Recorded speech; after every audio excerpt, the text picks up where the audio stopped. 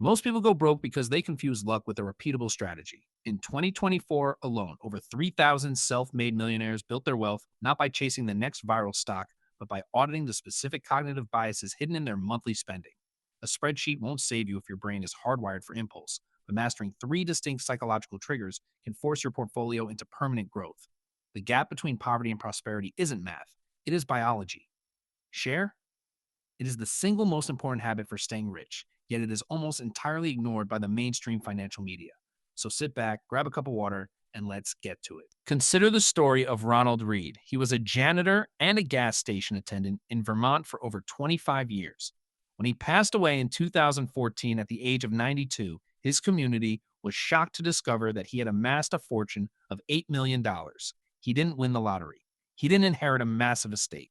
He lived a simple life, saved what he could, and invested it in blue chip stocks, letting the power of compounding do the heavy lifting over several decades.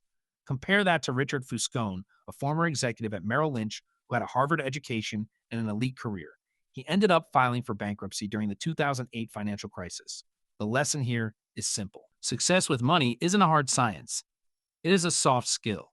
It is about how you behave rather than what you know. The first lesson you need to internalize is that your personal experience with money makes up only a tiny fraction of how the world actually works.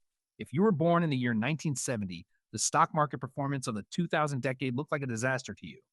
If you were born in 1950, you saw that same period as a minor blip in a massive bull market. We all view financial decisions through the narrow lens of our own upbringing and the specific economic cycle we grew up in. I remember speaking to a colleague who grew up during a period of hyperinflation in South America. To her, keeping cash in a bank account was viewed as a dangerous, foolish act. She preferred physical assets like gold or real estate. To someone who grew up in the United States during a period of relative price stability, her behavior seemed irrational. But it wasn't. It was a rational response to her specific, lived experience. You need to recognize that your views are biased by your history. When you judge someone else's financial decisions, remember that they are making those choices based on a completely different set of experiences than yours. This realization is the first step toward building true financial humility. Now, let's move to the second major lesson, the importance of having enough. We live in a world that constantly pushes us to chase more.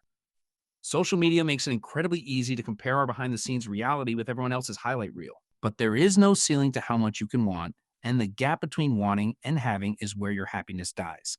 Think about it. The hardest financial skill is getting the goalposts to stop moving. If you make $500,000 a year, you eventually find yourself looking at the person making $5 million dollars, and you feel behind. I've seen brilliant, successful people destroy their reputations and their peace of mind for money they didn't even need, just to satisfy a competitive ego that was never going to be satisfied anyway.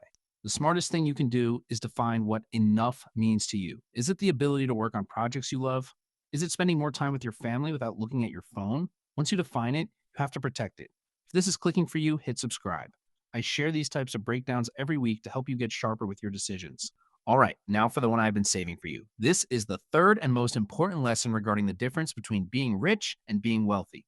Being rich is current income. It is the high end car, the fancy watch, and the expensive dinner posts on Instagram. It is visible. It is measurable. It is immediate. Being wealthy, on the other hand, is invisible. Wealth is the financial assets that haven't been converted into the fancy car or the watch. It is the freedom to choose your own schedule. It is the options you have when things go wrong. Most people think they want to be rich, but what they actually want is the psychological benefit of being wealthy, the autonomy to do what they want, when they want, with whom they want. Here is the catch. It is incredibly difficult to stay wealthy because it requires you to not spend the money you have. It requires you to prioritize future options over present signaling. I remember a study conducted by a CEO of a large wealth management firm. He analyzed the spending habits of people who maintained their status for over 30 years versus those who cycled in and out of wealth. The pattern was clear.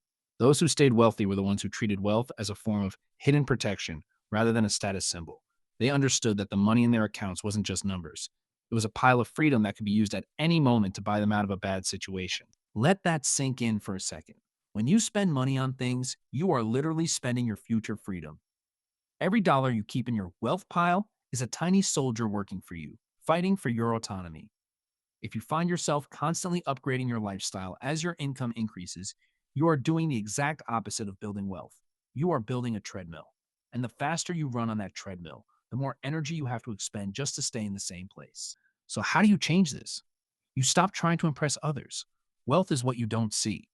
Wealth is the private school tuition paid in full. Wealth is the rainy day fund that allows you to quit a job you hate without having another one lined up. Wealth is the ability to sleep well at night, knowing that a sudden change in the economy won't ruin your life. Stop focusing on being rich in the eyes of others.